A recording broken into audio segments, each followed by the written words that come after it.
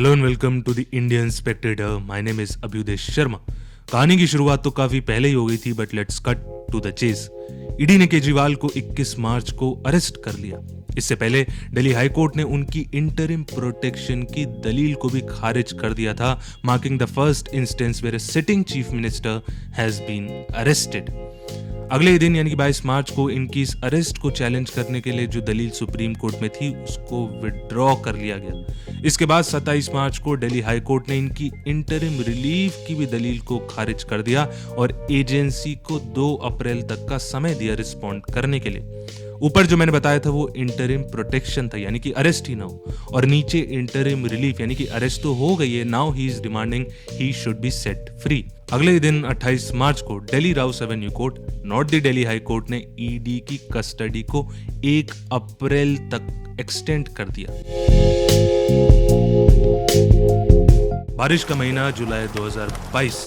दिल्ली के chief secretary Naresh Kumar ने LG को एक रिपोर्ट दी। उस रिपोर्ट में लिखा था कि दिल्ली एक्साइज पॉलिसी 2021-22 की ड्राफ्टिंग में प्रोसीजरल लैप्सेस थे। वो प्रोसीजरल लैप्सेस क्या थे? In essence a quid pro quo the kind we saw in the electoral bond scam, कि कुछ लोगों का ध्यान रखते हुए उस पॉलिसी को ड्राफ्ट किया गया था और उससे जो पैसा आया that was used in the assembly elections in Goa and Punjab. ED ने कहा कि केजरीवाल इस पूरे स्कैम के की कॉन्स्पिरेटर और किंगपिन है। इन्होंने कुछ साउथ के इन्फ्लुएंशियल ग्रुप से 45 करोड़ पैसे लिए and used that money for election campaigning in Goa. इसी वजह से साउथ में भी कईयों पर आरोप है, जैसे कि राघव मगुंटा, ओंगोल के एक एमपी के बेटे पी शरत चंद्र रेड्डी, को founder of the Aurobindo pharma, जिनकी अरेस्ट की न्यूज सुनकर उनकी कंपनी के शेयर भी 6% गिर गए थे। 15 मार्च को के कविता बीआरएस की लीडर को अरेस्ट किया गया और इसी 15 मार्च के बाद केजरीवाल का नाम सुर्खियों में और कोर्ट्स में सुनाई पड़ा। दिल्ली हाई कोर्ट में इनके डिफेंस में खड़े हुए लॉयर अभिषेक मनु सिंघवी ने कहा कि Kejriwal's arrest was simply based on the statements by the accused who later turned approver, और ईडी ने इन स्टेटमेंट्स को बैक करने के लिए कोई भी अभी तक इंक्रिमिनेटिंग एविडेंस नहीं दिया है as required by the law. उन्होंने इन accused turned approvers को ट्रोजन हॉर्सेस से कंपेयर किया। ट्रोजन हॉर्स का आसान भाषा में इस पर्टिकुलर कॉन्टेक्स्ट में मतलब ये होगा कि बोल वो रहे हैं मगर शब्द किसी और के हैं। उन्होंने कहा कि अक्यूज्ड को बेल तभी मिली जब वो अप्रूवर बन गए। अरेस्ट से पहले उन्होंने मेरे क्लाइंट के खिलाफ यानी कि सीएम के खिलाफ कोई भी स्टेटमेंट नहीं दी थी। अरेस्ट होने के बाद भी उन्होंने कोई स्टेटमेंट नहीं दी, मगर 18 महीने बाद ये लोग गीत गुनगुनाने लगे और सीएम के खिलाफ स्टेटमेंट्स देने के 9 दिन बाद ही इनको बेल मिल गई और within 20 days they gets pardon. ऐसे ही राघव मगुंटा को तभी बेल मिली जब उनके पिताजी ने सीएम के खिलाफ स्टेटमेंट्स दी। नोटेबली 27 मार्च को दिल्ली एवेन्यू कोर्ट में अरविंद केजरीवाल जब अपना केस पर्सनली आर्ग्यू कर रहे थे तब उन्होंने कहा कि ED in the name of investigation एक एक्सटॉर्शन रैकेट चला रही है और मेरे पास इसका प्रूफ है। शरत रेड्डी ने 55 करोड़ रुपए बीजेपी को डोनेट किए। अरेस्ट होने के 5 दिन बाद औरोबिंदो फार्मा, जिसके डायरेक्टर हैं, उसने बीजेपी को 5 करोड़ रुपए डोनेट किए। इसके बाद अप्रूवर बनने के बाद फिर से औरोबिंदो फार्मा ने बीजेपी को 25 करोड़ रुपए डोनेट किए।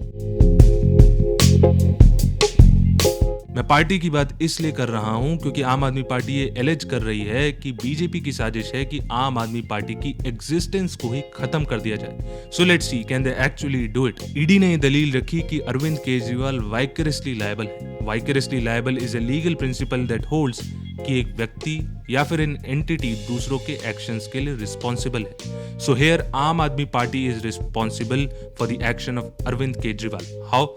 Arvind Kejriwal का his role as chief minister while drafting the Delhi excise policy and his role as a convener of the Aam Aadmi Party. Also, एक political party को PMLA Act, Prevention of Money Laundering Act 2002, which is usually invoked to investigate companies के तहत ले जाया सकता है। According to the Companies Act, company का मतलब है firm or other association of individuals. Now, the last 3-4 words here are important. Keep a note of this. According to the RPA 1951, Representation of People Act 1951, political party means any association or body of individual citizens। तो हो गया ना match. तो prevention of money laundering act एक political party को भी घेरे में ले सकता है, और अगर ऐसा होता है तो आम आदमी पार्टी इतिहास के पन्नों में दर्ज हो जाएगी। और इसका सब्सिक्वेंट रिजल्ट ये होगा कि आम आदमी पार्टी के खिलाफ भी एज एन एंटिटी केस चलाया जा सकता है और उनकी प्रॉपर्टीज को कन्फिस्केट या फिर अटैच किया जा सकता है। अप्रूवर वो होता है जो उस अपराध का डायरेक्टली या फिर इनडायरेक्टली भागीदारी होता है। कोर्ट सीआरपीसी के सेक्शन 308 के तहत इनको माफ कर सकते हैं with a view to securing their testimony against other people guilty of the same offence. मगर ऐसा नहीं है कि इनको एक बार माफ कर दिया तो कर दिया, उनको वापस सेम ऑफेंस के लिए ट्राई किया जा सकता है। Further, their statement alone are not sufficient to convict somebody. Courts over time have warned कि हमको ये प्रिज्यूम करके रखना है कि इनका कैरेक्टर पे लाछन लग गया, यानी कि they have a tainted character.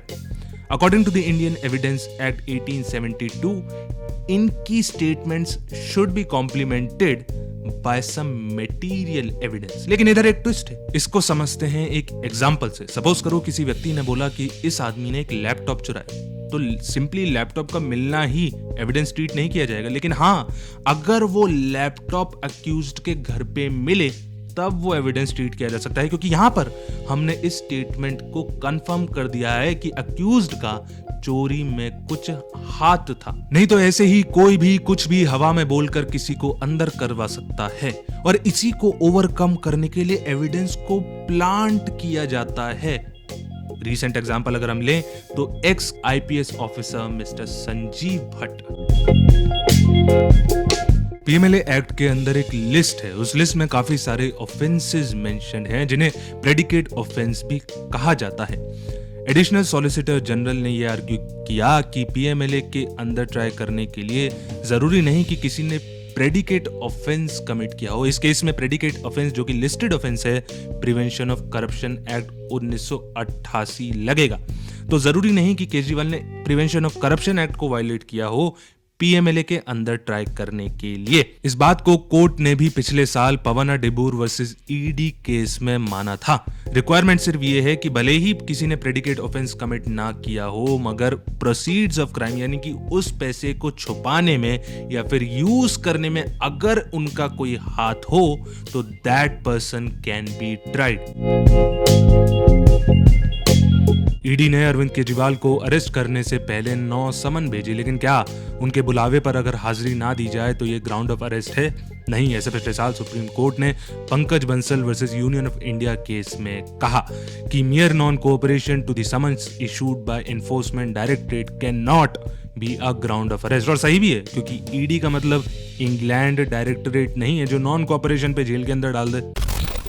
देखो, जो गलत है वो गलत है, और अगर अरविंद केजरीवाल ने वाकई कुछ गड़बड़ी की है तो उनको सजा मिलनी चाहिए। मगर सवाल ये उठता है, सीइंग द क्लियर पैटर्न, कि क्या सारा भ्रष्टाचार एजेंसीज को ऑपोजिशन पार्टीज में ही दिख रहा है? क्या सारे देश के ईमानदार भारतीय जनता पार्टी में ही आ गए हैं? अगर आप अपने आप को द लार्जेस्ट डेमोक्रेसी या फिर मदर ऑफ डेमोक्रेसी कहते हो तो पहले में तो आप आंकड़ों से हो गए, मगर क्या व्यवहार से हुए?